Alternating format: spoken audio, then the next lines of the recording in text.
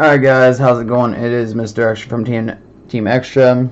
I got first place with Lightsworn Horus bystial day at locals. I went 5-0. Today my matchups were let me remember real quick, that was a couple hours ago.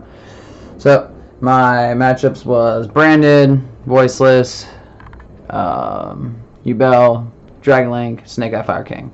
I'll get into it. I'll explain some stuff, what I used, what I didn't use, what was good the day, what wasn't. Let's start off with the classics. 3 Dragling, amazing card, was easily MVP on cycling, searching, and just getting everything you need going. And then we were playing 3 Wheeze. This card was also good. Amazing to get Wolf out of hand, Archer out of hand, pull stuff back from grave, you know, anything that's super crazy anyways. And then I know you guys want to know about the breaks. Let's get it. 2 Archer, 2 Wolf. So originally when I was still testing this before it got released, because I've been testing this for probably about a month and a half, you know, online in advance just to know the lines and know the combos. I tested 3 Archer, 3 Wolf. That ended up being too bricky, so I ended up cutting it to 2 and 2 from advice from one of my buddies actually. And yeah, this was like all the Lightsworns I ran in the main, no other ones, just the 4s, doing rank 4 stuff, doing a bunch of interesting stuff. We're running 1 Punishment, 1 Judgment Dragon, Enlightenment plays. I did use Punishment. I use Punishment and Judgment a lot. I actually used Punishment, well, what was it, 2 of my games to pop the field. And I actually used, well, I used Judgment to do that, sorry.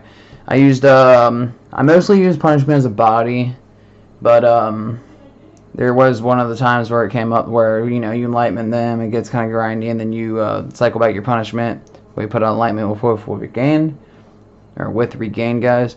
And then you do that, and then follow up, search for Punishment, and you've got the stuff in Banish Pile for Punishment Requirement Special, and then reload all your non-Lightsworn engine back into your deck. Rinse, repeat, play again. Pretty nice all in all. Those were all the like actual Lightsworn cards in the main for the monsters anyways. I'll just go ahead and cover like them by category to make it easier for you guys. Other Lightsworn card I played. We played 3 Charge of Light Brigade because this card was really good. Charge is really good. That's all I can say. Mill 3 for cost is broken. It hardly would get Ash because they know that there's multiples, right? And if there is multiples of it, chances are you're not going to waste an Ash on it. And then there's 2 games where I opened 3 of these. And with 3 of these plus like a Dragling in hand, or like a Wheeze in hand with like an Archer or something, disgusting. You have no idea. It was so good. And then the last Lightsworn card in the main was Aegis. Aegis was pretty good. I got it in rotation quite a bit. I would never do Lightsworn Dragling and then dump Aegis to get Aegis onto the board, because most of the time I would do so much milling that it would just end up on the board, because if it's graveyard effect, when it gets milled it can set stuff, which was my nice little Omni Negate. I don't even think I used it in the tournament today. I didn't need to, but I did get it on the board quite a bit. Alright, that is all of the Lightsworn cards. So we did run a very small, like, little weird dragon package. We ran 1 Levineer, 2 Safer, because Safer can send itself a cost and search for the Dragling, or Lightsworn Dragling, which is crazy. And, you know, send an 8, search for Punishment, search for Judgment Dragon, search for this. And the 1 Chaos Space as well to do a lot of drawing, searching, you know, all the good stuff, right? Pretty simple stuff there. Pretty straight simple stuff. We did play Bystials, like I said. Bystial package is pretty much what you'd guess for something like this. 3 Lebellion, because Lebellion is crazy, always will be. 1 Sarnier, 1 Druis, 1 Mag, 1 Regained. Don't need Beast. Beast would be too bricky, plus you'd mill it most of the time, it just wouldn't be worth it. You could test it, but I didn't need it. And by the way, this deck is 40. This deck is very 40. And the only thing that was kind of slowed me down, if someone hits me with Shifter, that kind of it's awful. It's unavoidable. don't know what to tell you. But I didn't get shifted today. I ended up dodging Tempa the whole day. And by the time I was 4-0, I don't think any other Tempa people were up there where I might square off against them. But yeah, so we go to the horus package. This one was pretty straightforward too. You can pretty much guess all this. Alright, so we play 3 King Sark, and then the Wall of Imperial Tomb, 3 Seti, 1 Happy. Horse package to get out Zombie Vampire, to not commit your normal, just to go ahead and play the game super early. Amazing. If I wasn't doing that, it was Photon Lord. Alright, odds and end cards. So these are like mostly 1-ups. 1 Medora, 1 Caldo. These cards are crazy. I mean, the Shuffler is really good, but I didn't realize how strong these are in the current format. Like shuffling back U-Bells when they try to special them from graveyard. Brandon trying to fuse from graveyard, just shuffle back all the stuff they're trying to use to fuse away. For like Snake Eye, use this, shuffle back their Princess. Like, it's actually kind of disgusting. And then we ran 1 Corridor for Colossus plays, which I dropped Colossus like 1 time. But nothing's funnier than you use Medora, right? You do your stuff, they get shuffled back, and then you go Corridor, target Medora, shuffle that back, which gives you the Shuffler again, just the mill again, and then, you know, cheese out Colossus. And then 1 Lone Talents, which was a very last minute add, just because I needed, like, I made a change right before the tournament, and I just needed something there. That was supposed to be 2nd Corridor, but Talents actually came up in one of my games against U-Bell. And then Foolish Burial, because Foolish Burial is good. And, for example, you Foolish Burial Wheeze will, her effect will go off, which is nice, because it just has to be sent to the graveyard. So let's get into the extra deck real quick, and then, you know, pros and cons I've seen so far. So, extra deck's pretty straightforward. It is super airtight, unfortunately. We got the 1 Colossus. I made him once. We got Enlightenment. I made him almost every single game. And I believe I only had to use him maybe once. Actually, probably 1 time, 2 times. I want to say 1 time max. Then we have Athena. I made this every single game. You need to do all your plays. Crimson Dragon, because you target the Athena. And then you bounce the Crimson Dragon back to bring out your Crystal Wing, which was pretty nice, honestly.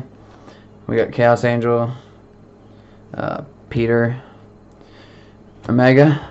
So I'll tell you something funny about Omega real quick. So if you do this correctly and you have the right stuff in rotation, which is a little hard to set up. I did it against Voiceless in our game 1.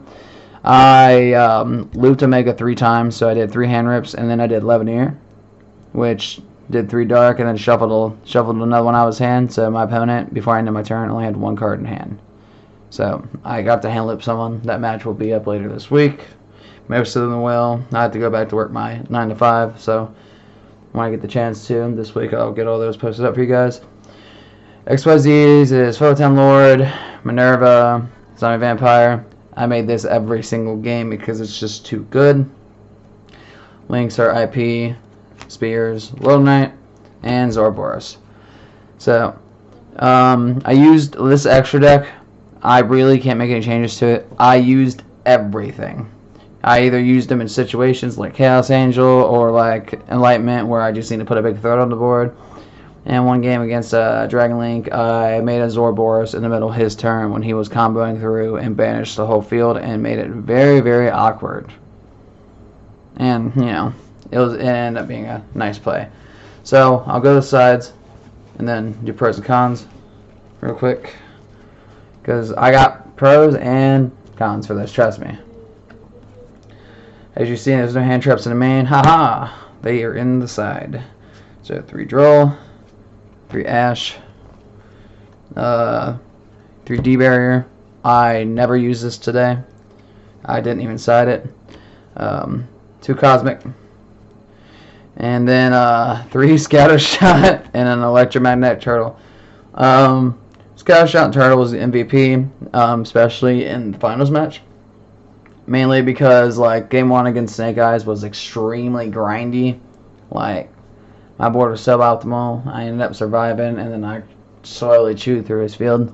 It was a very long game, and by the time we got the game 1 was like almost 30 minutes. Game 2 was a little bit of a slap fest, and then we went into Game 3, but at that time there was only 5 minutes left, unfortunately, because Game 1 just was so grindy, and it was one of those nail biters where like it could go either way based off of how our interactions went. So, you know, no one was going to scoop early because there was still a chance for either of us to win pretty much the entire Game 1.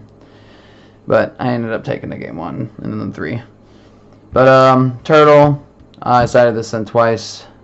Once for the finals, and then once against Ubel. And then it ended up being in my hand for Ubel, and I couldn't get it into the graveyard in time. But I did end up... I went the time twice out of 5 matches. Pros and cons. Let's just cover this, and then we're done for right now. I'll be messing with this list for a while. Pros are simple. If you're playing full gas Lightsworn, and they don't have shifter, and you know what you're doing, from what I've seen so far, you can play around 90% of everything, unless they know the choke points, which most people from playing today, I think, they think it's the choke point, and then it's not. So some people are still unfamiliar with the choke point for the deck, so it was good. I played through Droll, I played through Imperm, I played through, what was it, Bell, Ash, all that stuff. Just no one shifted me today. Shifter ultimately kills you. Cons with this build, because you're running the 2 Wolf, 2 Fleece, or 2 Archer, and then you're running the Happy Brick for the SETI package.